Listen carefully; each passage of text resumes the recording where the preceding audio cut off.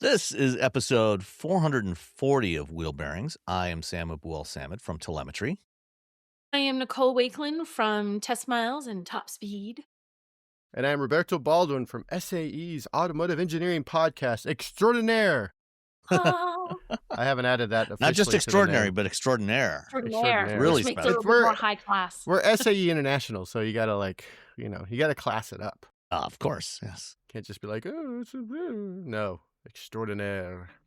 So what have you been driving this week, Nicole? At least, what have you been driving that you can talk about yet? Well, that I can talk about. I can't talk about some of it yet, but I can talk about this. I had the Ford F-250. Wait, let me just read the whole thing. 2025. Gosh, this is blurry. 25 Ford F-250 4x4 Crew Cab Platinum. Yeah, it's 4 lines of description to tell me what the vehicle that I'm driving this week is. So basically, it's a big ass truck. I feel like that's that's what I've been driving this week. It's weird when we get super duty trucks like this, we get heavy duty trucks, because they're such use specific things. Like, you don't just buy this because you want a truck to haul your stuff from the Home Depot, or you want to, go camping Well, with it your depends family. what stuff you're hauling from Home Depot. Yeah, but I mean, Like- like the average Joe, the average guy, not so much, right? I feel like this is the kind of thing you're truly doing this if you are doing work. Like you I don't know, you own a ranch, you own a plumbing company, you're an electrician, you got a lot of stuff you need. My to bring uncle around. has an F-250, and he has a ranch. See, case in point, like it's a I very just remembered. specific use case. So like Yes. I get this, and I'm hauling, thinking, like, hauling horses and cattle with it.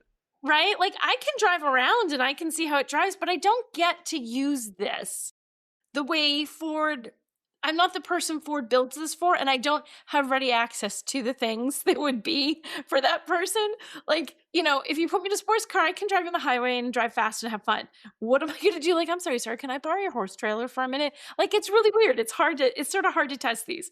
So, it is a great big, huge, gigantic truck. And this has wait, let me get my notes back up here. This has the 6.7 liter high output Power Stroke V8 turbo diesel, which is 500 horsepower and 1,200 pound-feet of torque. So it is made to do heavy work. 1,200 pound-feet of torque. This is the kind of thing you want if you have heavy-duty towing that you're doing. It can tow up to the max tow rating with a gooseneck, fifth wheel, high blah, blah, blah, is 40,000 pounds. 40,000 pounds. So this is a work truck. This is a work And truck. I think even from the bumper hitch, you can tow like 20,000. Yeah, exactly. So this is a truck for getting stuff done. So I don't get to tow and do that kind of stuff because I don't have a ranch or someone I can just say, let's go tow your horses around or something. So I don't get to test that. In hindsight, they should have sent it to me, now that I think about it. Yeah? Do you Just have call it my horses? uncle. No, my uncle. Oh, your uncle. Your uncle.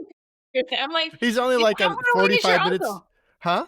How far away is your uncle? He's like 45 minutes away. Okay, He's so yeah. they should. So Ford, give this to Robbie so he can go to his uncle's place, hook up into a horse trailer, and tow some horses around. Just for And him. you know what you could have done is take the snowblower and blow all the snow into the bed of this truck, down. because that's probably going to be at least 1,000, maybe 1,500 pounds of snow. It would And be then more throw than some that. We have mulch on so top of much- that. Oh, and we pick have up some so much rocks. snow right now. It's ridiculous the amount of snow we had. In fact, Russ was trying to clear the snow from the driveway, and I had pulled this in. He's like, I can't even go around this. Can you put it in the road for a minute? I'm like, yes, I can. It is huge.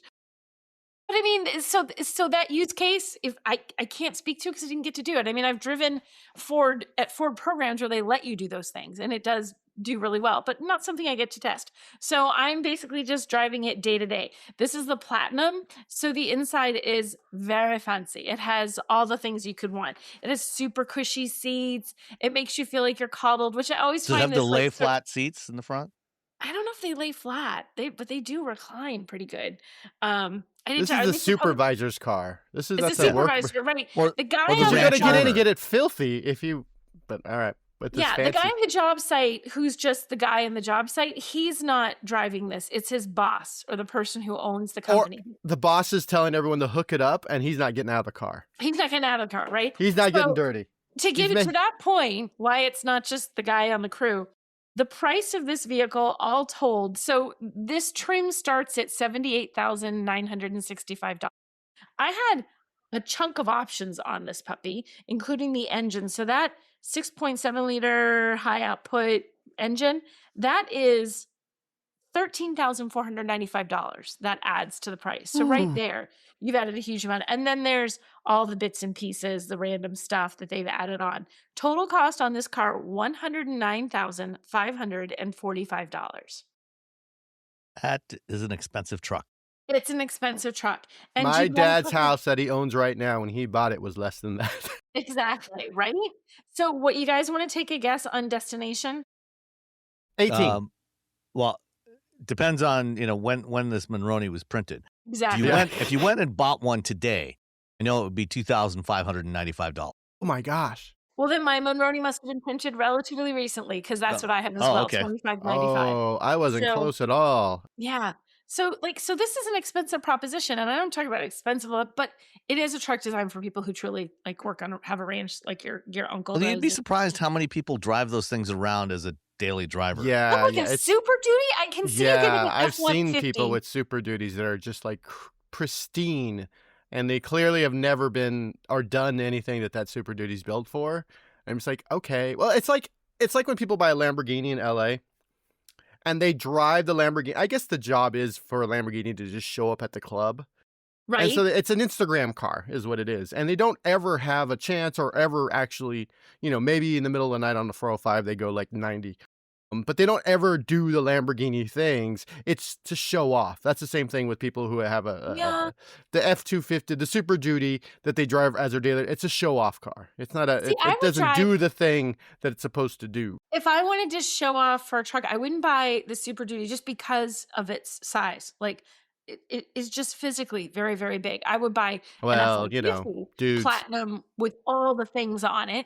That has all the belt and you can make, and it looks gorgeous, but you can park it. Like, okay, so there's a lot of snow on the ground right now in New Hampshire. Can I just tell you, trying to navigate like where it was 2 lanes and now it's more like 1 3/4, 1.5. Oh my gosh, I feel like I am so close to everything. And like trying to get into parking spaces and things, you come around. It took me 10 tries to get into a parking space yesterday. I was pulling in and it was like, because it was a tight spot. Austin Powers when he's going back and forth in the hallway. Like, oh my God, how many? And Russ is laughing at me and I was kind of like, stop.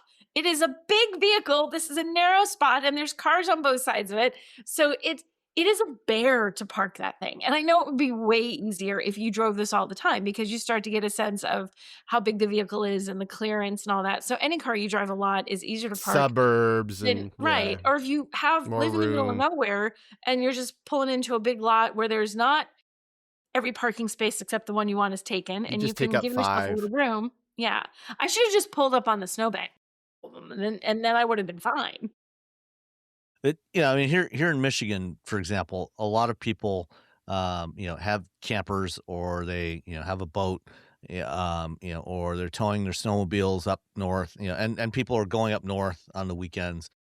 So they are towing stuff here. And, if you're going up to the northern part of the Upper Peninsula, you're talking, 250 miles. Yeah. I mean, a lot of people, there's at least 2 people in my neighborhood that have 5th wheel camper trailers that they tow. And so there's, they do get, proper type of use. But I think in Texas, for example, I think it's just the law that you must have at least one full-size pickup truck in your garage. You're not allowed to have or your home. driveway. Yeah. Well, actually, I think it has to be in your garage, because I think everybody in Texas lives in a subdivision with an HOA, which, they all prohibit you parking a truck in your driveway. So you have to have a massive garage so you can fit your full-size truck in. HOAs. HOAs are just evil. Don't get me started on HOAs. You're saying, Sam, about where you live. There are people in our neighborhood that have F-250s and have, Super Duty trucks. And it is people who are towing, because we have the White Mountains in New Hampshire. Everyone camps up there during the summer months. You have people bringing their trailers up there, bringing, all the going camping, doing all their stuff. So there's people who really truly do use it. Like you see it. And I get it for the people who use it. I don't get this one for people who don't actually need all that towing capacity. Like get yourself an F-150. You'll actually be able to Big go into a truck, parking space. Nicole. Come on. Vroom, vroom, big truck. I know. And I don't dislike it. I mean, it's great. I mean, flooring it on the highway. Like I'm king, move it out of the way. Like it goes, and it is you'd be so big. surprised how fast those things are when they're unloaded. It is really fast. It is incredibly fast. And even so, the thing is with things when they're unloaded, when you have big trucks like this, they can also be really bouncy. Like it can be miserable sometimes to drive something like this with no anything, just humans on board. This is pretty good because we have pretty crummy roads around here right now. Like everything is it's February in New England. There's potholes and just it's a mess. And it handles things pretty well. It wasn't super bouncy even when I was driving back and forth to Logan. It was, you hit stuff and it did okay. It wasn't like were you actually able to get it into the parking garage at Logan? I did not get into that. I picked up rust. Let's be clear. If I had, I don't think you could get a Super Duty. There's a part where you can pull in immediately, and before you get to the part where like you're going to take the roof off your vehicle, you take a really sharp right, and there's parking for larger size vehicles, and that's where I see all the the heavy duty trucks in there. But I'm not even doing that. If you think I'm going to drive it into a parking garage, you're insane. There's no way I'll do it. I don't care if there's parking. I'm not doing that. No, I dropped off Russ. I dropped him off, which means I just pull up to the curb and I pull right back out. Get out. Yeah, but I'll tell you what, there's a tunnel. You go in through the Callahan tunnel and out through the Sumner tunnel, and there's tunnels. And suddenly that tunnel that feels really, really great on a normal day, I was like, oh my Lord. Were you ducking down?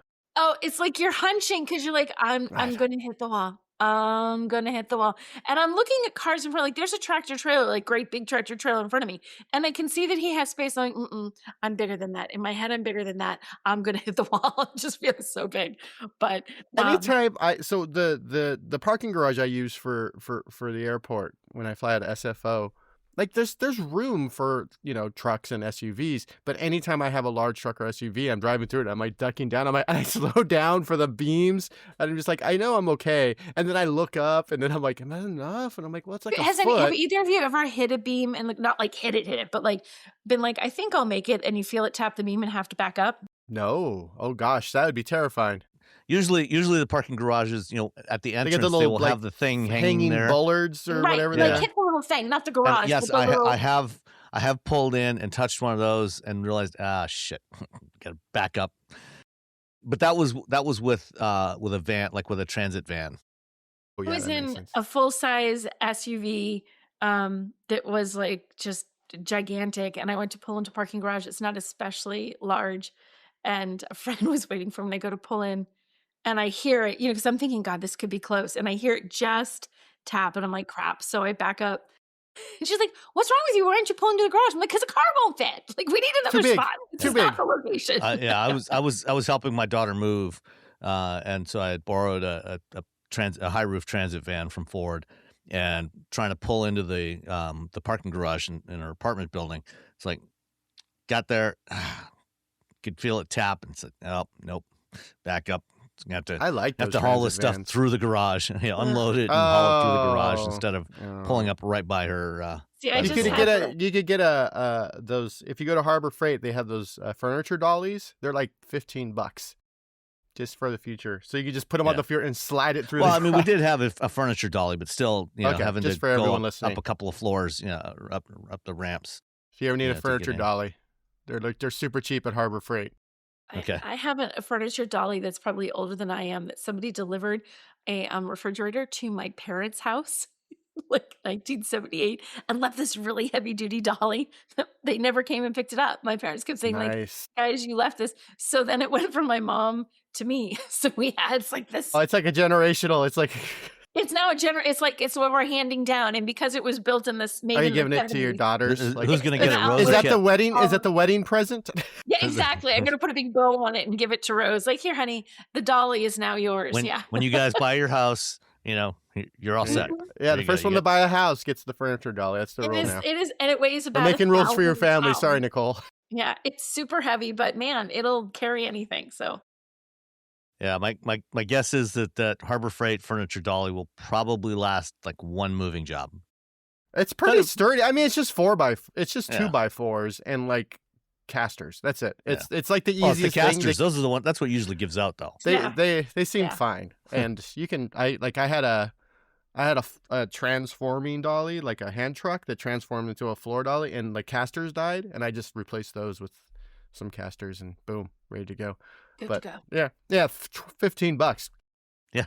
What I do you use got them to all the lose? time for ridiculous things because Yeah. they're like stupid cheap, and they're easy to store. You just throw them in a corner. Yeah.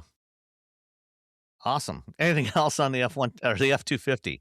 No, that's all I have to say about the F250. Well, I mean, the one other reason why you might want to select the F250 over an F150, is of course that diesel engine, because you can't get a diesel in the F150.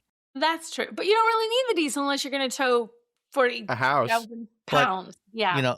You don't really need a full size pickup truck unless you're going to do that too. So, but Yes. people Yeah, buy them that's anyway. So Yeah. if you are going to buy such a vehicle, you might as well do it right and get the diesel. Okay, fine. Everybody If just you're- go buy yourself a $100,000 F250 because 50 it's cool. The Duramax. Just always get the big, giant, biggest motor, so you can haul something you'll never haul. Yes, exactly. Oh, let me tell you one quick story. I worked at a place once where someone wrote like 10 cars to shoot, what's the loading? Fifth wheels? Yeah. And 3 of the cars were SUVs. Yeah. Oh my gosh. Because they just looked at the numbers. The person didn't know what they were talking about, and so they were young and trying to write something, and they were just looking at the towing capacity. They didn't realize that what a fifth wheel was. Oops. Oopsie daisy. Yeah, good times. All right. This episode is sponsored by BetterHelp. It's February and the focus on relationships is stronger than ever. Regardless of what you've heard about Cupid, there's no such thing as a perfect relationship. Sure, it may look like other people have it figured out, but the reality is everyone and every relationship requires at least some work. Now, therapy can be that guidance. An imperfect life is the norm, but talking with someone as a couple or individually can help you reduce the stress and anxiety of trying to navigate the world of love on your own. So whether you're married in a long-term relationship, just started dating, or single, therapy can be support needed to move towards a better relationship or help you determine what you want in your next relationship. BetterHelp makes finding the right therapist easy by matching you with your therapy goals via a short questionnaire. And if the first therapist doesn't quite fit, BetterHelp has over 30,000 fully licensed therapists in the United States. So whether you're trying to strengthen your current bond or looking for ways to make your next relationship stronger from the start, BetterHelp can assist you. Sign up and get 10% off at BetterHelp.com. That's BetterHelp.com. Did you know you can support Wheel Bearings directly? Head to patreon.com/wheelbearingsmedia and you can become a patron today. Your contributions will help fund the platforms and tools we use to bring the podcast to you. And exclusives and improvements are already on the way thanks to your generosity. So if you want to be part of an automotive podcast like no other, head to patreon.com/wheelbearingsmedia. We've updated the Wheel Bearings merch store, and now there's a whole bunch of new choices, new colors, new styles, t-shirts, sweatshirts, hoodies, hats, mugs, travel mugs, stickers, aprons, tote bags, you name it. You can get your Wheel Bearings merch at shop.wheelbearings.media. Go check it out. That's shop.wheelbearings.media. Robbie, you finally had something in your driveway this week that I know, and then yours. it doesn't even matter, to be honest. Oh, come on. This is a very important vehicle in this brand's lineup. It is. Oh, so I had the 2026 Corolla Cross Hybrid, which is it's a Corolla that's been raised off the ground. It's less fun than a regular Corolla, but it is what the people want. That's it. That's what For some inexplicable reason. People want crossovers, and Toyota's like, sure. And you know what? No issues. Gets good gas mileage. What's it, 42 mpg? I got like 36, 38. I was like, whoa. And it's like just cruising down the highway. I had to drive down to Monterey for a thing with it. No problems. The steering's really light, so it feels like it's sort of sporty. It's not, but it kind of feels like for a little bit. I think I need a second car, or this is the car I give my kid, or this is like the college car, or you're getting older and you realize you don't have to haul kids around anymore, and you just need a nice, inexpensive, efficient little crossover that's easy to get in and out. The Corolla Cross, that is really the selling point. It's good enough. It's a Toyota. It's going to last 100 miles. Whenever you stick your foot down on the accelerator, You mean 100,000 miles? It reminds you that it has a motor. Oh, yes. Because it's a Toyota hybrid. Because it's a Toyota hybrid. So you just, rah. You're like, yeah. It's like the saddest sound in the world. But you know what? Who cares? Well, hold on. Aw. 42 combined miles per gallon. If I was driving around the city, which I didn't, I did a lot of freeway driving with this, I could have got up to 46 according to the EPA. So if you're just, you need a commuter car, you need whatever. Corolla Cross. Am I underselling the Corolla Cross? No, this is exactly what it is. Let's see, what's their starting Basic price? compact crossover. It is a basic compact crossover. Oh no, I lost the starting price. For Where's the it at? XSE, it starts at $33,430. Yeah, so that's the fancy one that I not only did I get it, so did Sam. Yeah, I had the exact same one, same have color in cavalry blue. What if we both had the Palisade the same week? You and me, Sam, Yeah. right? Yeah, they gave us the exact same car. But like, let's see. Okay, this is the sort of fancy one. It has wireless CarPlay. I'm sure it has wireless Android Auto. Has a wireless charger. It's got all the little fancy bits and pieces. You don't need those, to be honest. Maybe wireless I know most people like wireless charging. It's the Corolla Cross. What are you doing? You just want a nice cheap car. It's like starts in the mid-20s. 26, I think. That's the information For the base gas version, it starts at $25,000 for the L All right. trim. All right. The hybrid S starts at $29,395, and the XSE is $33,430. There you go. So you So can that- get that. That's the most expensive variant. There you go. So it's like 30,000. You can get a hybrid. It'll get really good gas mileage. You probably don't need all you want to do is plug in your phone so you can see where you're going. It does have mapping. The infotainment system is fine. It works well.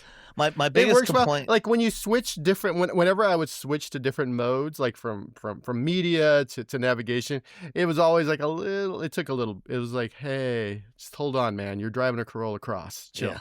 And so it took a moment, but it wasn't like horrible. It's like when the Land Rovers and the Jaguars, when you push it, it has a sort of fade in and fade out, and you're never sure if that's a feature or a bug. Is it a latency thing, or is it just they're using? I think it's a bit of both, because I Yeah. think in that case they were using the animations to try to hide the latency. Yeah. So Toyota's like, no, you got a Corolla Cross, man. Just it's gonna take it's not like, oh my god, this takes forever. It's not like the Hummer. It's not like the ID4 where you push something and you're like, what is happening? It's just like a very subtle, like, just hold on. Just a little bit of lag. Just hold on, man. Hold on. We're driving a Corolla Cross. What are you doing? Settle down. Now, Why isn't your phone plugged in? What's happening here? my other main issue with with that infotainment system, because the interface on it is actually pretty good, except for the fact that the version that's in here, even on a 14-inch screen, it only shows, or maybe it's a 12-inch screen in here, I can't remember, but you can only show one thing on the screen at a time. So you can't have a multi-pane view where you have your map and your media player controls side by side. You get one or the other. Yeah. So you have to toggle back Either and forth. or. On the new generation system that's launching on the new RAV4, that one you can configure different stuff on the screen at the same time. So the widgets. But the other complaint I have about this system that I really noticed on the Corolla Cross that I don't recall having noticed previously on some of the other Toyotas I've driven recently, but on this one, the boot up time for the whole system. From when you hit the start button until it's actually at a screen where you can do something is like 20, 30 seconds. It takes Yeah. a little, like it's got to come up. It's like, hey, we're starting. It's like an old TV. You turn it on. Yeah, yeah. And then you hit the, waiting for and the then you have to hit electron beam gun accept. to. You have to hit accept, and you're like, you had to do the lawyer thing. Yeah. Lawyer said we got to put this. And you're like, all right, that happens. If you just plug in your phone or you just have your phone, it'll just start playing the music before things start happening for the screens up. Right? Yeah. You know what? Good enough. Let's go. Except, if you actually need directions to get somewhere, then you got to wait for the map to come up. Yeah, you gotta give it a scooch. Wait a little bit. But yeah, I like how it has a little speaker in the trunk, for the kids. It's got the little JBL, like little subwoofer. I don't know. Music sounded fine. Didn't sound any like it was, any bassier than I would anticipate. Yeah, and this year for 26, they did a mild mid-cycle refresh. So it's got a different grille, different front fascia on it. Looks pretty good. It's a decent looking little vehicle. All-wheel drive hybrid.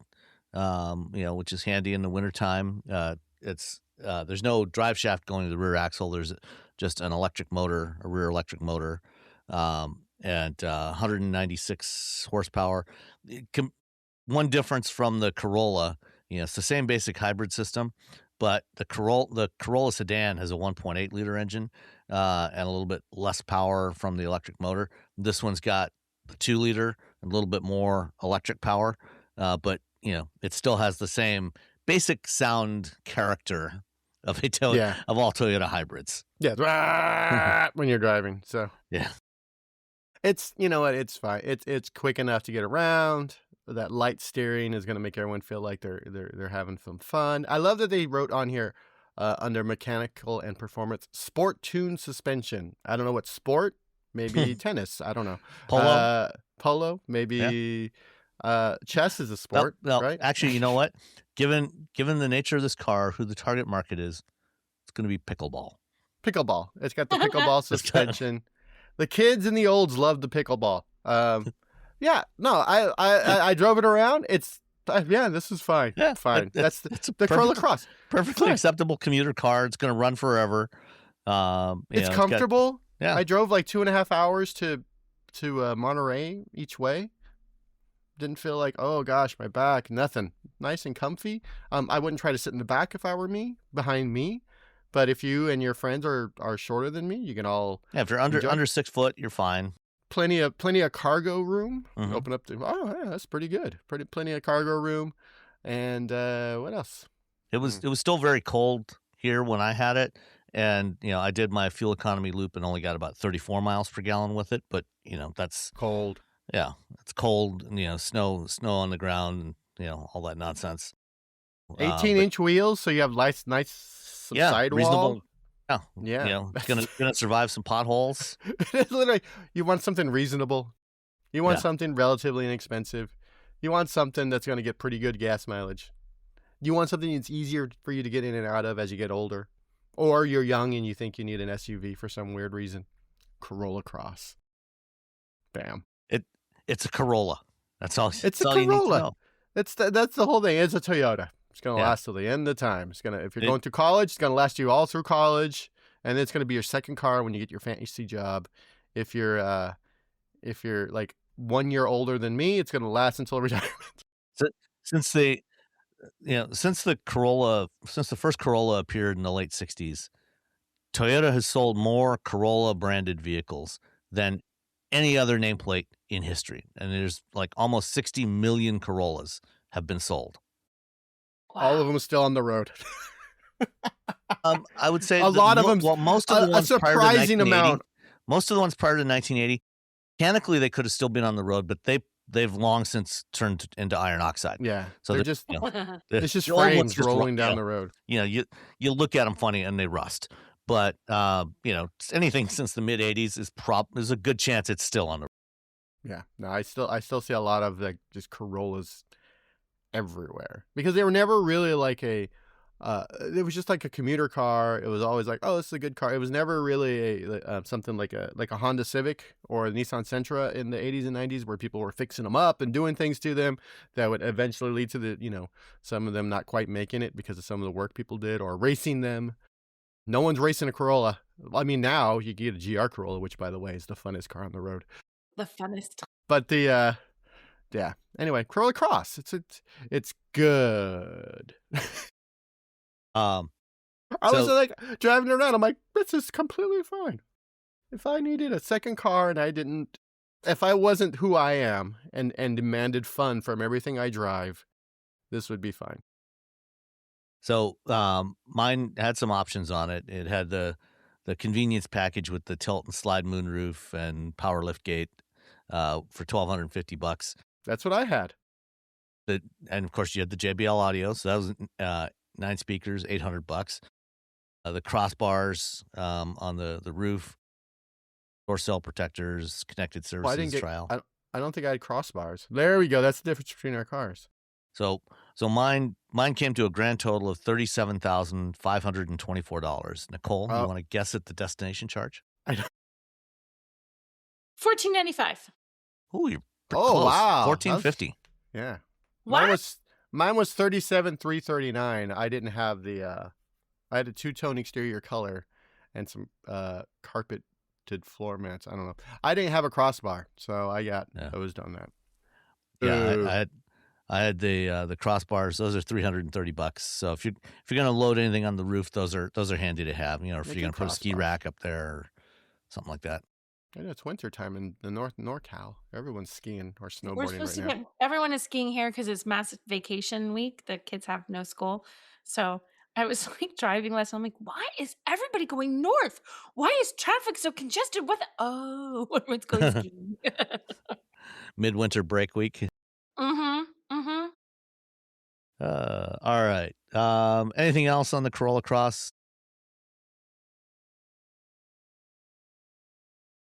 When I would lock it, I think it thought there was something in the back seat, so it'd be like beep beep beep beep beep beep beep beep beep. It was like doing a little. Did you leave Nico in there or something? Or no, there was nothing in there. I don't know. Okay. It's just and I couldn't figure out how to turn off the lane keep assist for like ever, which is a pain in my butt. All right. Let's move on. First up, there was a story that I had in the rundown last week. I figured, Robbie, you might want to maybe interested in talking about this one, so we left it. It was about thoughts. 3D printed pistons. This year, there's a bunch of new rules for Formula One. They changed up the engine rules. They changed up the chassis rules. One of the things they changed with the engines, it's still a 1.6 liter turbocharged V6 hybrid, but it's got a lot more electrical power now. But they reduced the power. They tried to reduce the power of the engines by reducing the maximum compression ratio from 18:1 to 16:1. But it seems like at least a couple of teams may have found a way around that to basically get more than 16:1 compression ratio. Because the problem with compression ratio, so for those who don't know, when a piston goes up and down in the cylinder, the compression ratio is the difference between the volume of the cylinder when the piston is at the bottom of the cylinder and when it's at the top. And the more you compress it, it heats up the air more. You can generate more power, more torque.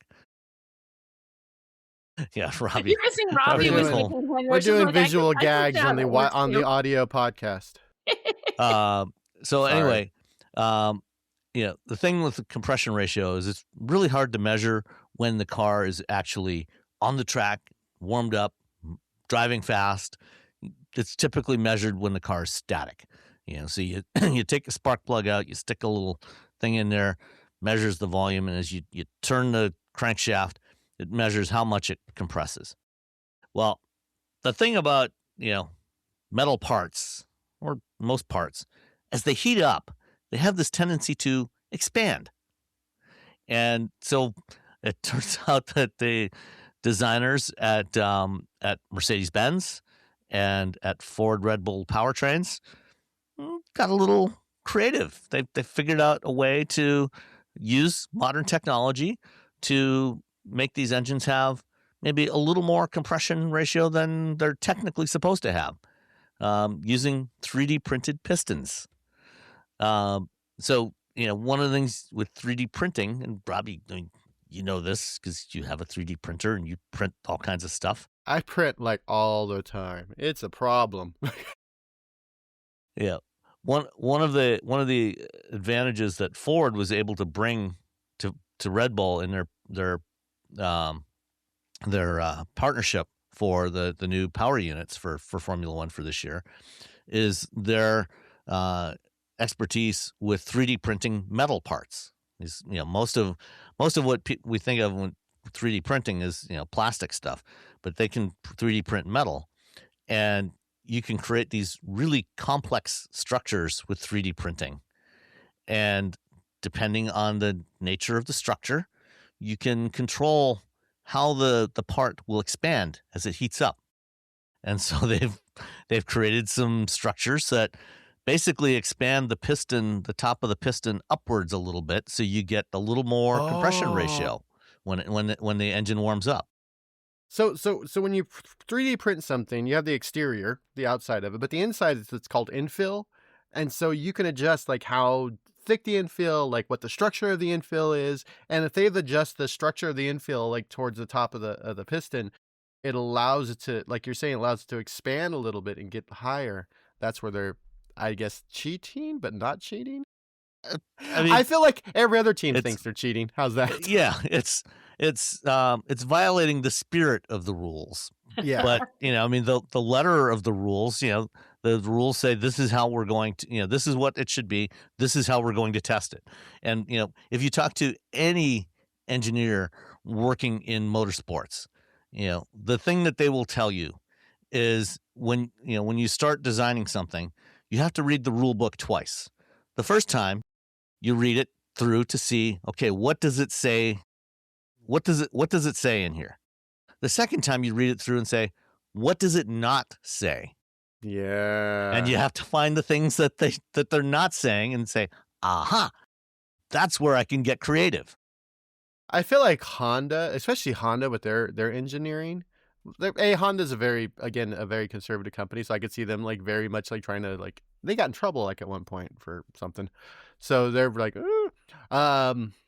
with racing, not just in like whatever, but I feel like Honda could do this. Ferrari, maybe. Audi, yes. So if they're I'm looking at this, if they wrote a letter to FIA, if the letter is just like, well, that's then I can see Honda like, okay, you asked for it, buddy. Yeah. I mean, back in the early 90s, when they actually it started in the late 80s, when they initially banned in-race refueling, and they said, okay, here's the maximum amount of fuel you're allowed to have in your cars. And I think Honda was the first to do this. First, they started refrigerating the fuel to chill it down before they put it in the car. So, because what they do is they actually they were measuring the volume of the fuel tank. Well, they figured, okay, well, if we chill the fuel, it's going to get more dense. So there's actually more fuel in that same volume. And so they chill the fuel and then fill the fuel tank. And then as it warms up, you just get more extra fuel, extra carbon. And then eventually at one point, they started getting more creative with the actual fuel. And, this is something that everybody does now. Because now one of the other things they changed this year is they're using 100% sustainable fuel. So it's not petroleum based. And so they've got all kinds of crazy formulas and chemical formulas for these fuels. But what Honda did in the early 90s is they were actually running their engines on toluene, like pure toluene, which is a really nasty chemical. And so the guys, the crew fueling the cars had to wear hazmat suits. But they did that because it was combustible and it had more energy in it than traditional gasoline. So yeah, Honda I don't know a lot about racing, but I know that Honda was killing it. Absolutely killing it for a few years. Like they were just unstoppable. And everyone's like, hey, and they're like, it's the rules. Well, I mean, the last prior to last year, like from 2021 to 2024, the Red Bull, Max Verstappen won the F1 Drivers' Championship 4 years in a row, using a Honda engine. So yeah, I mean they know what they're doing. So these guys they'll always figure out some creative ways to get around the restrictions. But it's really interesting that they're using 3D printing, because again, you were saying a lot of people think, when you think 3D printing, people still think, oh, it's just plastic. But Porsche and some other automakers have been using metal for stuff, and no one's really using it outside of like a few little weird little parts for production vehicles, but for like custom builds and for to help like build things. Yeah. This is one of the for prototyping, the parts to put the parts in, and prototyping. And so it's really we did a 3D printing, an additive printing podcast. You should listen to it. But one of the guys is like, everyone thinks, they talk to these automakers and they're like, well, what can I do and put this in my car? And they're like, hold on, how can this help you build the car? How can you very quickly say, hey, how do we do this? And you're like, oh, we can just really quickly 3D print something, and then within 24 hours, 48 hours, we can have the problem solved of how we manufacture this part, how we fit this part in the car, how we do this thing. So it's really interesting, and it, for racing. I mean, obviously this is such a short run, so it's not like you're not going to get 3D printed pistons in your car anytime soon. Yeah, because the thing with 3D printing is you can build stuff that you can't build by any other process, but the cycle time, the time to build a part, very long. It's a lot longer than traditional manufacturing methods. You can't for press high it, volume you can't stuff. cast it. It's just I mean, and with these things, these are probably taking a couple days to print each. Yeah, you're not building hundreds of thousands of these things or millions of them like you would for production programs. Yeah. So yeah. Anyway, good on them, I guess, for doing 3D printing and showing people what is potentially what you can do with it when you're cheating in racing, which is pretty much all racing, to be honest. All racing is figuring out how to cheat without actually cheating. Yeah. All right. So, do you guys know what creep torque is? Whoa. Do not. I have no idea what creep torque is. Enlighten me. Okay. So, when in an internal combustion car with an automatic transmission, when you take your foot off the brake pedal, the car will start to creep forward a little bit. There's some creep torque. That's just the nature of how a torque converter automatic transmission works. So you've experienced that, right? Right. So with an EV, by default, an EV would not necessarily do that.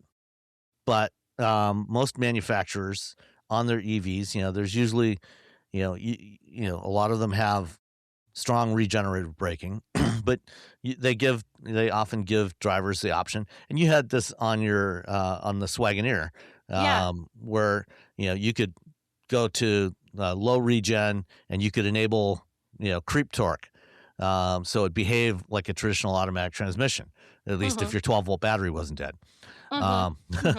Well, apparently Fast got a little aggressive with the creep torque on the VF8. It just takes off? Yeah, Kyle Connor. Yikes. He when they did that like $249 a month lease deal on the VF8 a couple years ago, he picked one up. So they've been testing it again recently.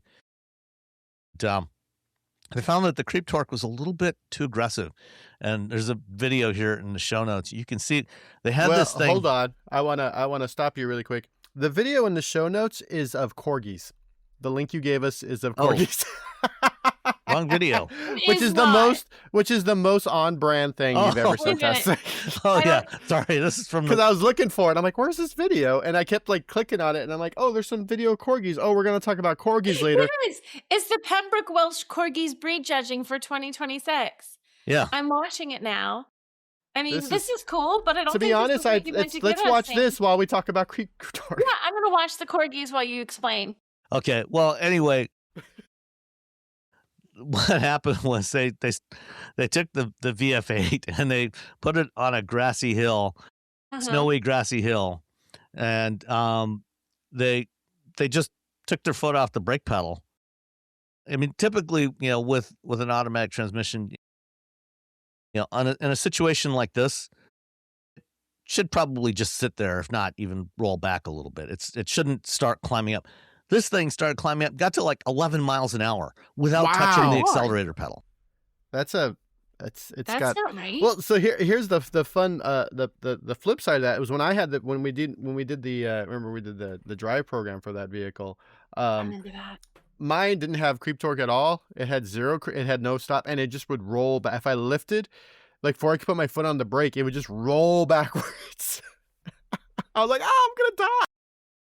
I just remember that's the only time I've driven that I've well and truly made myself car sick driving a car, because it Yeah. was so. Yeah, it was like 80% done, and then they told us at the event that the better ones were being delivered in San Francisco. Which I'm like, so you made me fly from San Francisco to San Diego to drive a car to tell me that a better version of the car is being delivered like down the street from my house.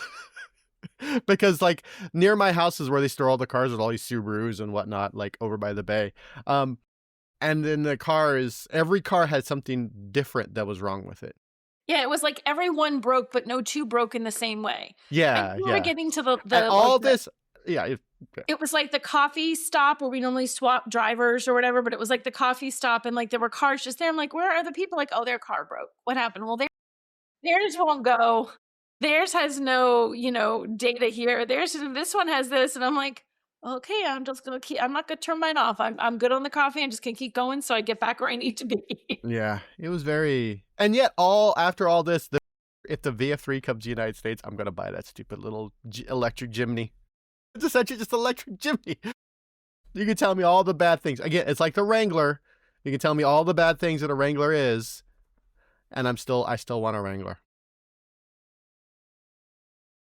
It's like old dudes and Harleys.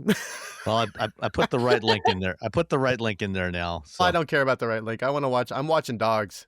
Yeah. I was like scrolling through it while you're like, I'm like, oh, look at all the puppies. Yeah, I was watching the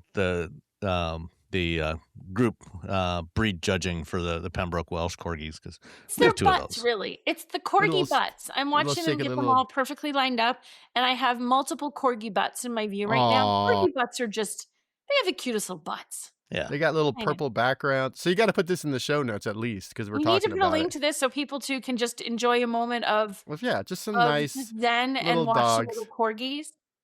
And they're like, okay, now you got to walk. There's a woman, and the little dog's running. He's like, hey, I'm a little. He's like, oh, he saw a little treat or something on the ground. He's like, what's that? Oh, he's got a little happy face, one little ears down. Oh. Well, this is the one he's examining. I always wonder when they examine the dogs. It feels like they squeeze, and I'm just gonna say they squeeze some personal parts. So I'm like, how can the dog just sit there and be happy when they're squeezing all the bits? I would not be happy if I was a dog. But yeah, don't kink shame the dog, Nicole. What? Don't kink shame the dogs. Anyway, corgis. There's these little butts shaking back and forth. They're really cute. And then also dogs. And also Kyle did something, I guess. The most topic mistake I've ever made in the show, and Nicole and Roberto will not stop talking about dogs. It's your fault, Sam. All right, I'm watching the thing. I love corgis. I got 2 of them. They're great dogs, except for when they're being jerks. I mean, that's all dogs. They're great, except when they're not. All right, let's move on. So this week, Ferrari announced the name of their upcoming electric car, which is going to be a 4-seater GT. It's called Luce, and they showed off some of the interior stuff.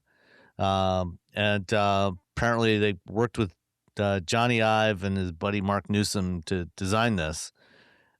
What do you think? Did you have a chance to look at this yet? I've already said it. This is just Jonny Ive chasing that iPhone 4 high that he had because it was like the best looking iPhone. It's fine. It just looks like an iPhone 4. I don't know. Well, I'm okay. Except that where the iPhone 4 and all other iPhones were they were phones? Touchscreens. Yeah. Touchscreen here.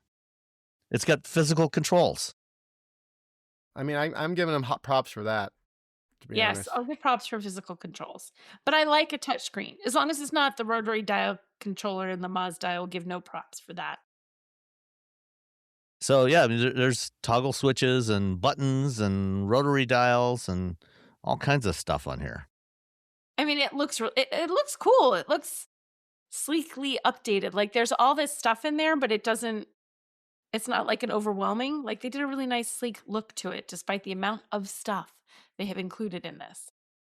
One thing that I thought was interesting in the instrument cluster, you've got 3 dials on there, and they're OLED displays, but there's like a glass lens in front of them, which gives them more, almost look mechanical. And when you watch the video and you see it panning across, you can see how it gets kind of distorted when you're looking at it from the side, because there's an optical lens in front of the OLED display. And then on the center screen, on the center display area in the upper right corner, there's a dial there which normally is a clock, and it's got physical hands on it. But depending on what mode you're in, what drive mode you're in, it can switch from a physical clock to a stopwatch, to a chronometer. And as you switch modes, depending on which mode it's in and what it's displaying, the hands will actually spin around and get into the right position for whatever, for a stopwatch. They'll start off with both facing the top. It's kind of an interesting design. Listen, Jonny Ive is my favorite Dieter Rams tribute designer. Design nerd humor. Dieter Ramsey did all the stuff for Braun. Yeah. All the cool Braun stuff that Apple sort of has, especially the iPhone 4 sort of used as a what do you call it? Inspiration. Word. Inspiration. Thank you. Line as an inspiration. It's all showing up in here, which I'm like, again, totally fine with, because Dieter Rams knew what he was doing when it came to design. I don't know anything else about Dieter Rams. If it turns out he's some horrible person, you don't have to tell me. I'll find out later in life and be disappointed. All right. Toyota. I was out in Ojai, California this week for a few days with Toyota, and we got to drive a couple of cars, which we'll talk about next time. But they did the global reveal of the 2027 Highlander. The current gen Highlander's been around for a while. It feels like they just made this for Nicole. They're like, we heard about the we heard about the Wagoneer. We heard about the Wagoneer, so we're giving you a Highlander EV instead. I don't think it's electric this time. It's exclusively electric. I mean, does it feel weird that you're going exclusively EV where everybody else is like, oh dear God, EVs? Like, not me. I mean, like everyone's pulling back. Like everybody. Well, not everyone. I mean, Hyundai's still like going forward and they're making money. But like, I think what at some point you look at the market and you say, who's doing it wrong? And you see like, oh yeah, these people are doing it wrong. These people are doing it wrong. These people are doing it right. And everyone is saying, how come you're not doing as well as these people? So I think it's a lot of not, well, we can do that. I think that's what it comes down to. Yeah. And, from what I experienced last summer when I first drove the 2026 BZ without the 4X. I mean, they they listened when we whined and complained about the original BZ4X. Mhm. They fixed basically everything about that, in the span of 2 years, and made it a much, much better vehicle. And a lot of the hardware, most of the hardware from that vehicle, from that update, has gone straight into this new Highlander. And so I think this could actually do reasonably well. A lot's going to depend on how they price it and they haven't announced pricing, but from what I'm hearing, it could be fairly aggressive, like, cheaper than the Ioniq 9 or the Kia EV9. Oh my gosh, really? Yeah. Ooh, What do you think about the design, first of all, though? It's the Prius design that we've all kind of like, oh, this is cool, that they've slapped on everything else. Yeah, I'm fine with it. I It think does the kind of look like a design is fine. minivan. Yeah, I think it actually. I mean, it's got like that EV. I don't think it's anything surprising. I don't think it's especially out there. I think it's sort of typical of what a 3-row EV sort of looks like. Most of them, it follows those sort of traditional lines and stays in line with Toyota's whole Prius thing. Like it's the Toyota-fied version. Yeah. Yeah, you get the hammerhead headlights, as they call it, but it's a boxier design than the last gen Highlander, and size wise, it's like 4-ish inches longer than the old Highlander, but about 4 inches shorter than the Grand Highlander. Okay. So it's roomier inside, and it's actually really nice inside. Complained a lot about some Toyotas in recent Yeah. years that a lot of hard plastics, they feel kind of cheap. This does not feel that way. Did you It looks and feels. you actually get to see the inside? Like, I know you didn't Yeah, drive it, but you get to yeah. like, No, we sat in it. I shot a video that should be coming out early in the week on greencars.com, a walk around video with Tim Rippinger, who's the Ooh. marketing manager for Highlander. And so we sat inside. It's really nice inside. It's a much more premium feeling vehicle. But looks beautiful. That one interior shot you have that just shows like the dashboard and has the seat, it looks really good. Like that but you never know from images. So if you're seconding that it actually is as good as that picture looks, that's fantastic. yeah, and the door handles on the outside are flush, but they're not retracting door handles. So there's like a pocket in there, and you just stick Okay. your hand in there. There's a switch just on the Yeah. inside, Nice. and so it pops open. So it's a nice balance there. No, I think it's really well executed. With it'll be front wheel drive as the base. There's 2 trim levels, the standard front wheel drive, and then all wheel drive, with the same motors that are on the BZ. So 221 horsepower, 338 horsepower. With the all wheel drive, they say it'll do 0 to 60 in about 6 seconds, which is better than the outgoing Highlander hybrid. 320 miles of range. So I think this could be a really interesting player in this segment. I And mean, and the this thing is, large you know, vehicle doing over 3.3 to 3.7 miles per kilowatt hour. That's pretty impressive. yeah, Toyota with this Highlander, it's going to be electric only, but they also have the Grand Highlander. And the thing that's happened since the Grand Highlander launched a couple of years ago is it actually took most of the sales of the current generation Highlander. As recently as like 2022, I think the current gen Highlander sold almost 280,000 units. Last year it was down to 65,000, but that's Wow. because Grand Highlander sold like almost 150,000. Yeah. So it's pretty total old. combined between them, it hasn't really changed much, but everybody shifted to the bigger Grand Highlander. So this, will give an electric option that's closer in size to that Grand Highlander size. And then, there will probably be a Lexus version of this shown sometime later this year. goes on sale. Production starts in the fall. First ones should start hitting dealers before the end of the year, but really, early in the new year is when they really intend to start selling these aggressively. And I think it could do okay. There is definitely a hunger from people from the Honda and Toyota camp they want an EV, but they do not want to give up their Hondas and their Toyotas. I think the Prologue outselling the Blazer was a good example. It's the same car. Yeah. Essentially.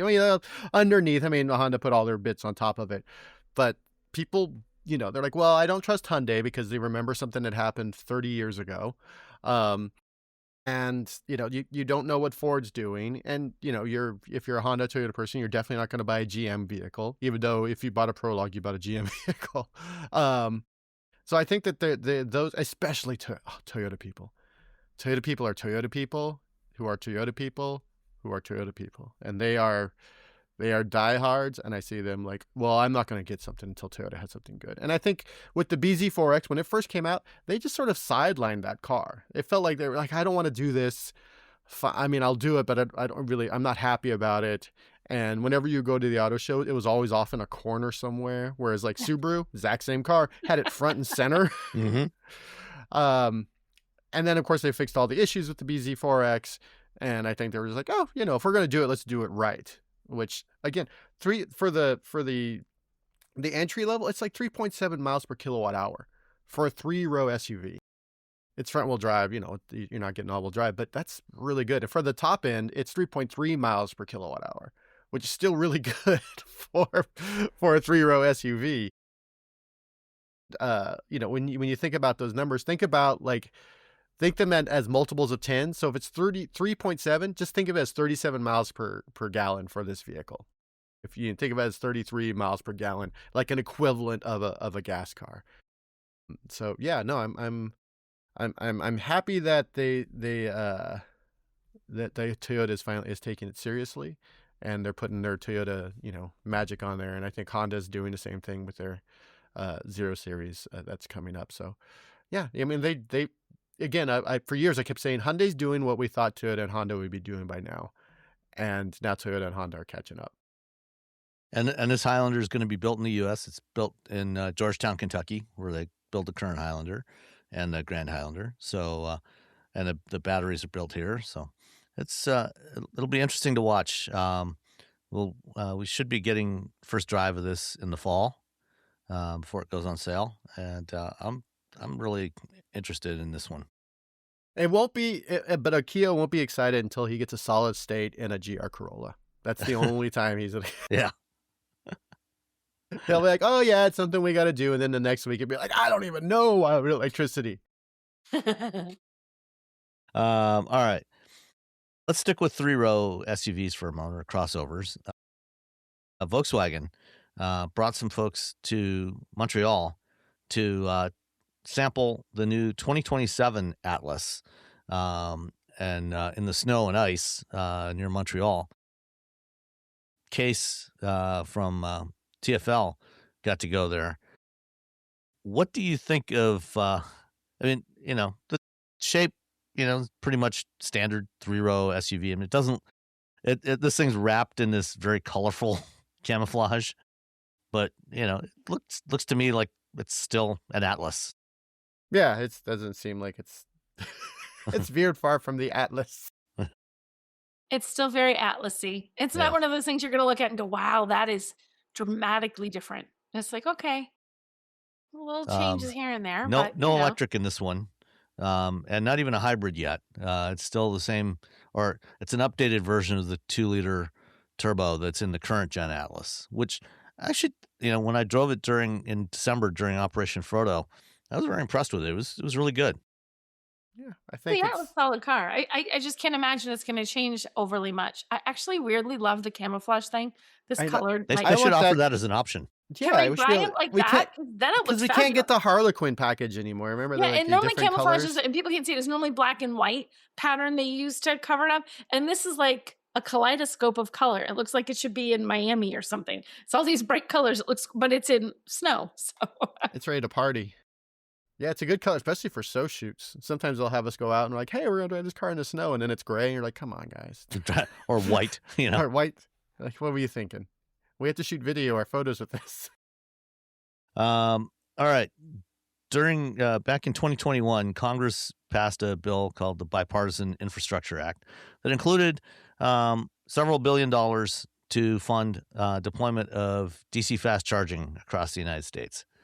And when the Department of Energy put together the rules for qualification for that money, there was a Buy America provision, which said that 55% of all the parts and material content in these chargers that got money through the NEVI programs, the National Electric Vehicle Infrastructure Program, or NEVI, had to be sourced in the United States. It took a while before everybody got their supply chains lined up to build all this stuff domestically, and so that's that was part of the reason why it took it took a couple of years before we actually started seeing any NEVI funded chargers being deployed. Well, last year, after the current administration took power in Washington, the guy in charge signed an executive order just arbitrarily saying, yeah, we're freezing this funding. We're not going to give out any more of this $5 billion that Congress appropriated. Well, the way the Constitution's written, you're not allowed to do that. Can't really do that. Congress already said the money's like, here, the money's for this thing. You can't just the executive branch is responsible for spending the money that Congress appropriates. Well, several judges actually ruled that, no, you can't do that. It's against the rules. So what they did was they changed the qualification rules to get NEVI funding. And they announced this week that instead of 55% American content, it had to be 100% American content. which effectively means that not another penny of this money is going to get spent. Mhm. 100, because I don't think there's anything you can buy in this country that's 100% American Right? I content. know. Is anything really 100%? Newsom come pretty Maybe, close, but you know, some maybe component some is definitely agricultural US. products. You know, Yeah. Maybe. I don't even corn, wheat, like soybeans. like actual Yeah. Like yeah. actual Like actual food? not the hardware. Yeah, the food. Okay. I was You like, can I don't you can get that domestically. All You right. can So you can like use domestic corn. rainwater and domestic soil and domestic Domestic seeds. rainwater. All right. No But Chinese rainwater allowed. that is about it, really. Yeah. I'm literally looking at my desk at this the mess that is my desk, and I cannot think of anything that's on here that would not have something from another country. Even the tiniest little bit. I mean, even this little adapters Mug probably. that was handmade in Vermont. Oh, was it So locally? maybe Yeah, my but little was it mug. made the from American glaze clay? and I would the I'd glaze? imagine because I can't read the little imprint, but it was at a pottery shop. So I think I'm pretty sure this is Maybe maybe. potentially. This is all I got. All I got is That's my all I little got. mug with little A moose. mug that might, yeah. I got, you know what? I found a foxtail on my desk, because of dogs. So this is the one thing on my desk is That is entirely 100% American made. sourced in the United States from my backyard from earlier this year. Anything else I think is a little suspect. All right. So the good part is that most of the deployment of DC fast chargers over the last couple of years has been done without NEVI funding anyway. And last year, 2025 was the biggest year yet for DC charging deployment. There was more than 3,300 new DC fast charging stations deployed in the U.S. last year, with almost 17,000 chargers. That process is continuing, and I don't know that it's actually going to have that this rule change is going to have that huge of an impact. I mean, yeah. A Tesla's not going to be happy about this. I can tell you that. Well, too bad. No, well, what are you going to do? And then we talked the last couple of weeks, or talked recently about China having new rules that banned retracting door handles, electronic door handles on cars. Well, they've got a couple more new rules coming out. They are banning steering yokes. Wow. And they're also cracking down on what controls can be put into touchscreen interfaces. So on the steering yokes, they're not actually explicitly banning yokes, but the way the rules are written, part of it is that for testing, when they do the crash testing, they test at various locations around the steering wheel to see how much force it takes to brake it, things like that. And because if you can't do the test, you can't pass the test. And because the steering yoke doesn't have the top part of the steering wheel, they can't test at those locations because there's nothing there. Dun, dun, dun. And so that will effectively ban those. All steering wheel yokes need to be sourced 100% in China. So they're going to ban those. And then, on the screens, essential controls, things like turn signals, your transmission, your gear selection, and a few other things now must have physical controls. So things like what Tesla has done with putting the gear selection on the screen, can't do that anymore. You got to have some sort of physical control. And wipers as well. Wipers is another one. Yeah, so that was a whole... all good things, I think. Yeah. I want to be able to... I think there's a place for getting things. The tech got ahead of itself, and this puts no, hold up. I got yelled at for 45 minutes by Tesla about my... I hadn't even written the article yet, but talking about wipers, because before, the wipers were automatic. You had to go into the touchscreen to and they're like, well, I'm like, they're like, well, you just don't know what you're talking. I'm like, I drive cars. That's my job to know about cars, and this is unsafe. because they're like, well, when it rains, I'm like, it did rain while I had the car, and it didn't turn the wipers on, and in the amount of time that I wanted them to. Like I couldn't see, and the wipers hadn't come on. I'm like, yeah, but the car is for the future. I'm like, I can't review a car. But I have to drive it now, not in the future. I have to drive. I have to drive and review what I have now. Anyway, I've been yelled at a lot by Tesla. We all. But the PR people really liked me because I'd always say that it wasn't really a self-driving car and blah, blah, blah. Essentially, I would just say things that were true.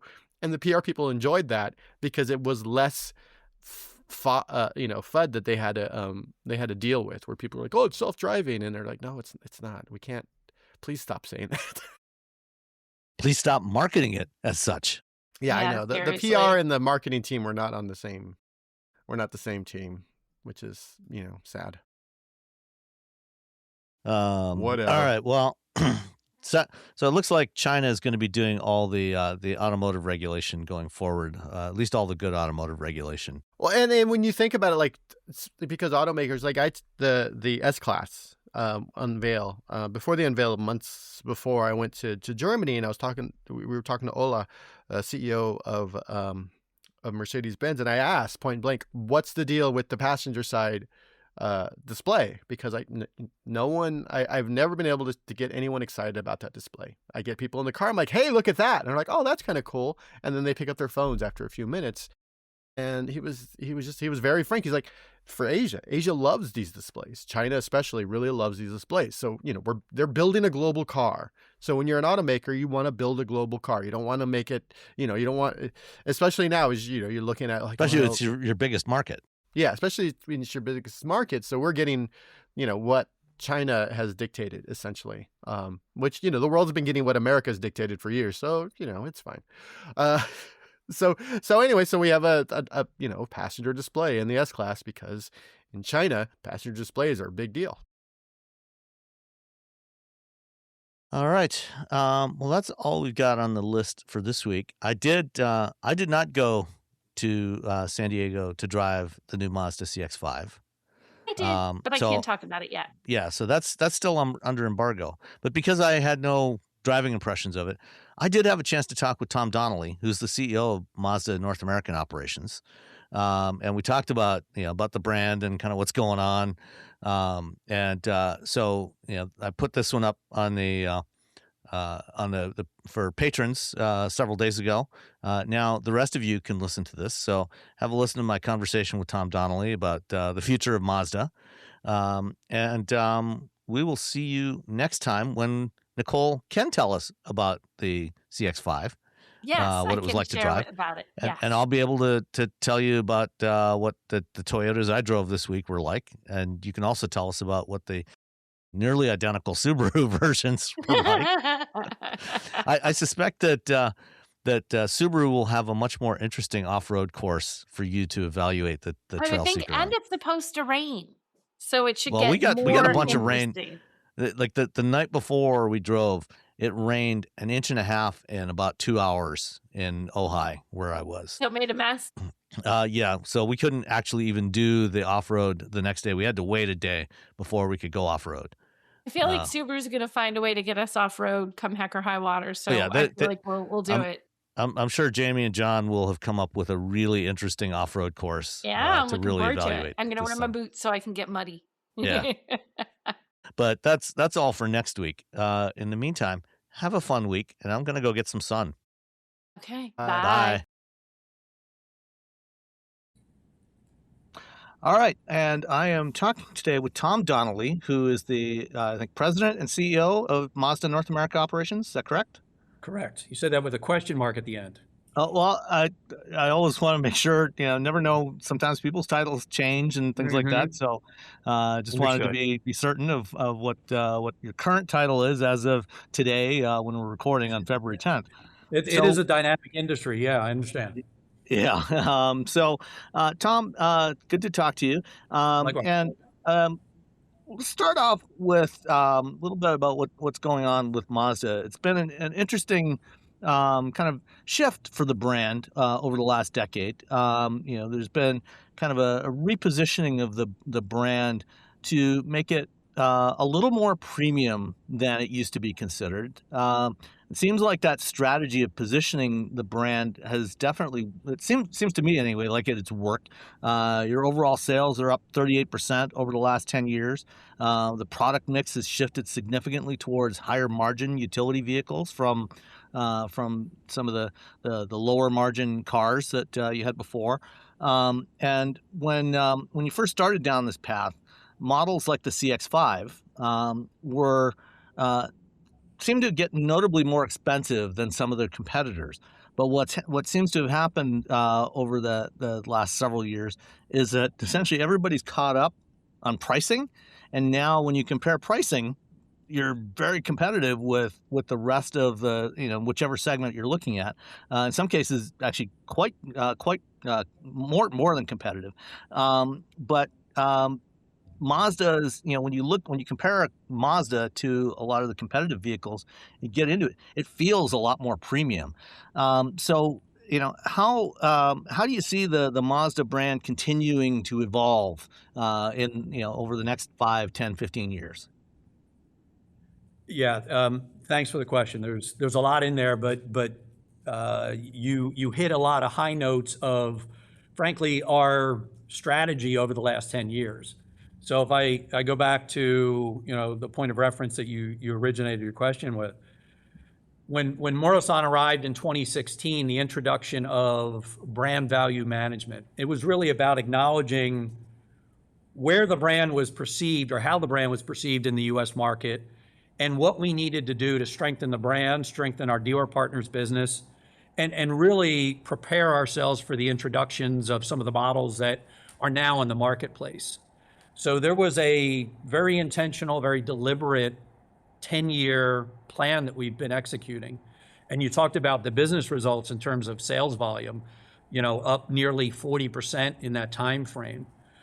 If I bookend it and talk about, a few years ago, we introduced CX-50, which was an all-new model for us in a segment that we already have our top volume model with CX-5. That's been transformative for us. We're approaching 100,000 new vehicle sales with CX-50. The introduction of our CX-90 and CX-70 has been a significant addition to our business as well. CX-90 outsells CX-9 2-to-1 from its preceding model. But you talked about the price points and where we are. There's a couple points I'd want to make there. If we back up to our strategy within the segments we compete in, it really comes down to two cornerstone elements. One is making sure that we're providing value for our owners, for our customers, and we do that in a number of different ways. The characteristics of our brand, so the craftsmanship, the quality, the driving dynamics, the things that Mazda is known for, the design, in addition to the suite of safety features that we have in our products. So we feel like we were providing a level up of content in our vehicles and providing value. The other thing that we did, and this speaks to your point about how we were priced previously, we were introducing powertrains that were new or unique to the segment, like turbo engines in $25,000 vehicles with Mazda 3 and CX-30 and CX-5 as well. So again, we were leveling up the powertrains and the content that we had. If you looked at a range within a segment, we were absolutely on par with the Hondas, the Toyotas, the Subarus that we compete and are most cross-shopped with. But we also had that next tier up based on the two things that I mentioned previously. And that has contributed to the business results that you referenced, what we've been able to achieve. And how we carry that forward is, when I think about the portfolio that we have now, I mean, we basically start at 25 and we go all the way up to 60,000. Well, Sam, in the marketplace today, where affordability is paramount and a significant challenge for U.S. consumers, when the average transaction price is north of 50, to have that range of 25 to 60, and we're seeing solid business growth in both of those segments. I've referenced earlier what we're seeing with our CX-90. Just recently, some of the transitions we've made with Mazda 3 of really trying to lean into that a little bit more. And now, the point of the event that we're having here in Southern California with the introduction of the all-new CX-5, to have the strength that I referenced earlier with our top volume model being completely refreshed, and what that will mean for our brand and allow our owners to move into this next generation of CX-5, we're really excited about what that represents for our brand and our business. Yeah. So, looking at the CX-5, you mentioned the CX-50 that you launched a couple of years ago. And, these are two fairly similarly sized vehicles that you've got competing in the marketplace. Do you anticipate those models starting to diverge a little bit more in terms of kind of the nature of those vehicles? Like, for example, CX-50, a little more, potentially making it a little more rugged, a little more off-road oriented than it is today. CX-5, a little more road oriented. How do you see those two models, as they coexist in the lineup, evolving? Yeah. So first of all, that segment is a massive business opportunity for the entire industry, but for us as a brand as well. And I think we've demonstrated over the last few years that we can succeed with both. So CX-5 continues to be our best-selling model, 120 to 130,000 vehicles, and we have every bit the same expectations with the new CX-5 as well. But since the introduction, CX-50 has grown double digits every year over year, and we're approaching 100,000 vehicle sales here in the U.S. also. So we see two very different consumers for that. You referenced the characteristics of the vehicles. CX-50 does have a bit more of a rugged exterior and a different level of capability and utility. The proportions are different, the dimensions are a bit different. They compete in terms of this pricing in the same segment for sure. But what we've seen from a customer profile is two very distinct customers that are purchasing either CX-50 or CX-5. CX-50, perhaps not surprisingly, skews a bit more male. It's about 60-40, whereas CX-50 is more 50-50. CX-50 tends to be a little bit younger, a couple years or so. So we are seeing a different profile with each owner. And how we go to market is trying to position it, as you acknowledge, but also with different media channels and different approaches and different messages to how we succeed with both those models. Okay. So with the new CX-5 that you're launching right now, what were some of the primary goals that you're trying to achieve in this vehicle? What did you want to improve on relative to the previous generation, which obviously is still a pretty strong seller? Yeah, a lot has changed since the introduction way back 10 years or so ago. Since that time, it has consistently been our best-selling model. But a lot has changed in the industry, and a lot has changed in terms of consumer preference for the vehicles that they purchase and what they want in terms of the content of their vehicles as well. So what we've done with this vehicle is it's carried over the strengths of CX-5, right? Again, I've referenced the driving dynamics, that Jimba Atai feel that Mazda is known for, the bold design language that we have as well, frankly, the craftsmanship and content that CX-5 has. In fact, some of your peers just this morning were referencing how well contented this vehicle is, and that's been a key to the success that we've had previously as well. What's maybe the new news part of it, and perhaps not maybe, but is the new news part of it, is, I've referenced things are getting bigger in our life in general. So we've expanded the wheelbase and we've expanded the utility in terms of rear seat legroom, in terms of cargo capacity, and the rear of the vehicle as well. The other big news is the in-car technology. So the introduction of a new HMI system that has been receiving very favorable feedback from our existing owners and frankly, your peers here over the last couple of days as well. So we feel like it's building off of a very strong foundation with a model that for the last 10 years running has been our best-selling model. So we're very optimistic about the impact it's going to have and the market reception that our owners will have to this vehicle. Okay. In addition to the infotainment system that you mentioned, which is now a Google built-in system, Correct. one of the other big changes this time is, at least later this year, is going to be the addition of the SkyActiv Z hybrid system. That's new. Is that system? I mean, right now you have a Toyota-based system in the CX-50, but is the SkyActiv Z hybrid, is that a completely in-house Mazda developed system? And what can you tell us about that particular system? Yes is the answer to your question. It is a proprietary, it is a Mazda-based hybrid system that will be coming shortly in this CX-5 that we're introducing here today.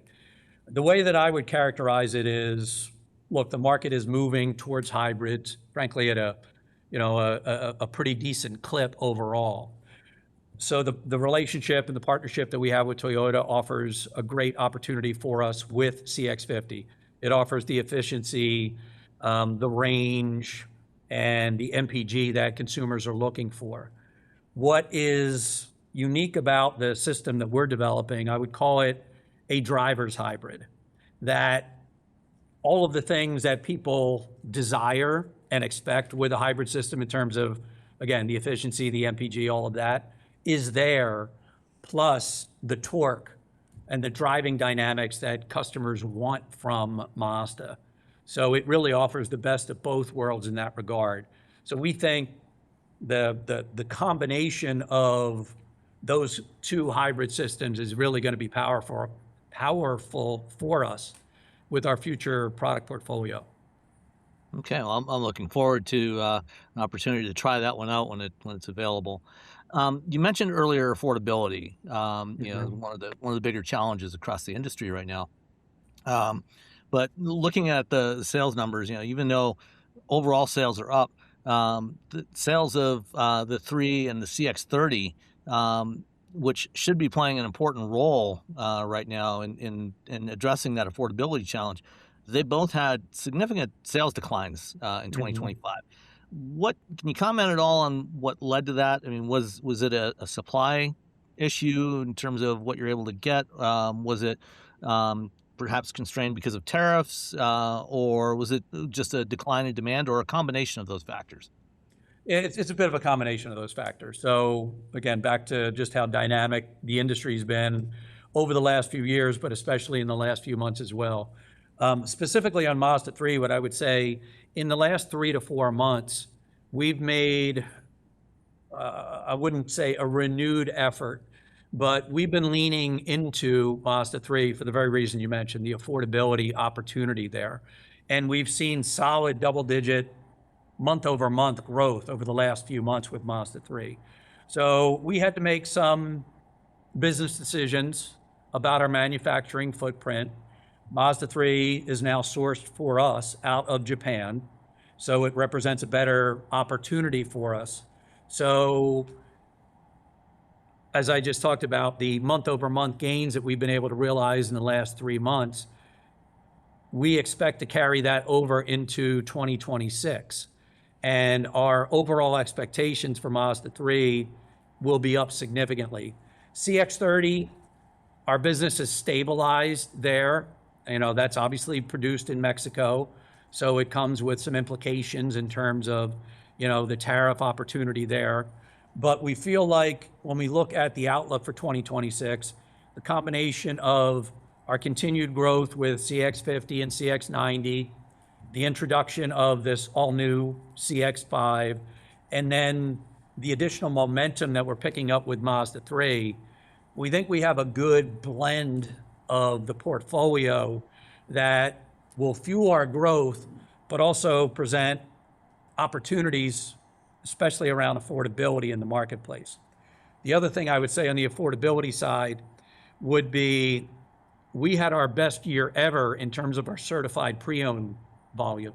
So that clearly is an opportunity to put new owners into the Mazda brand, retain existing Mazda products in the network as well.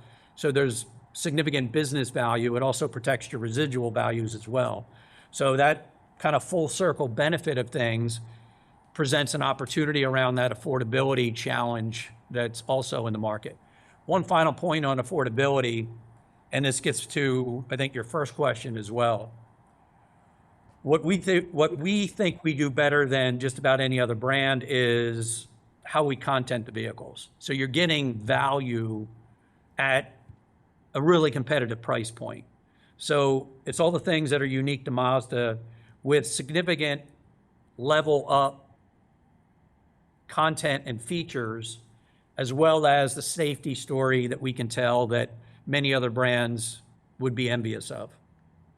Yeah, I mean, definitely agree on the value side. CX-30, for example, starting under $30,000 with standard all-wheel drive, is it's a great option for a lot of people. My daughter owns one. She bought one. Loves she's had that for a couple of years now and loves it.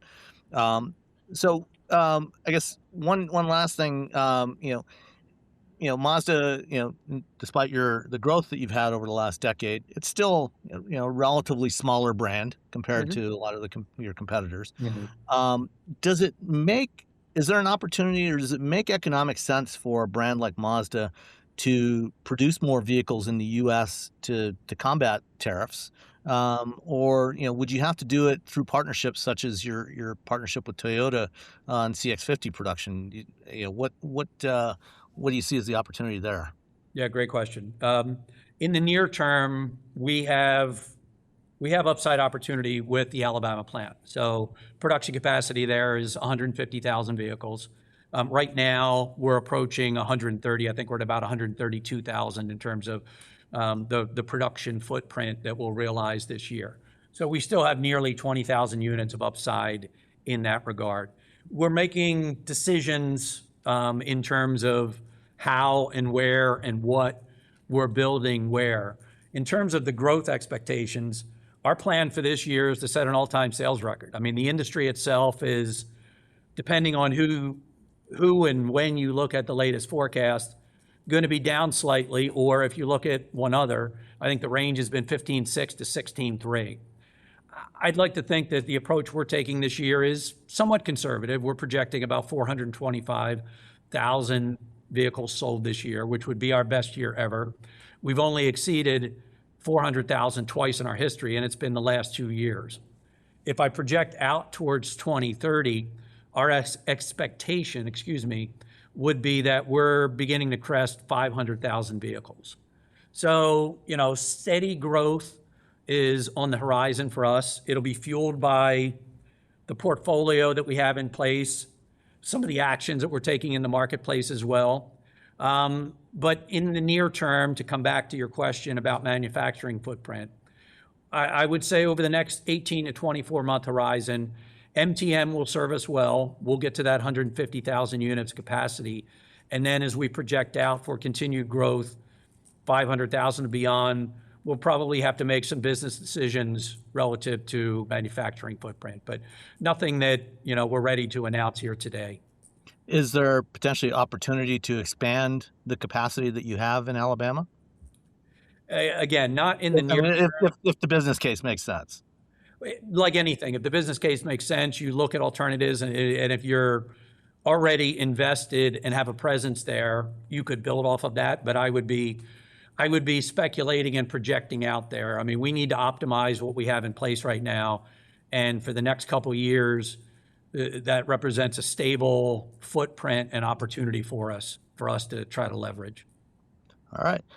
Any final thoughts you want to share with the listeners about Mazda and where it's going in the next few years? Yeah, I just want to reiterate the excitement that we have about the new CX-5. Again, it's been our best seller.